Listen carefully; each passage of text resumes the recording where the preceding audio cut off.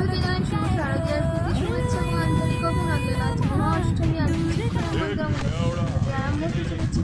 আপনারা তাড়াতাড়ি মণ্ডপে এসে উপস্থিত হন। মণ্ডপে কেউ ভিড় করবেন না এবং ফটো তুলবেন না। সামনের দিকে এগিয়ে চলুন, প্রতিমা দর্শন করুন এবং সকলকে দর্শন করুন। প্রতিমা দর্শন করে সবাই সামনের দিকে এগিয়ে যান। প্রবেশ পথ এবং বাহির পথের ব্যবস্থা রয়েছে।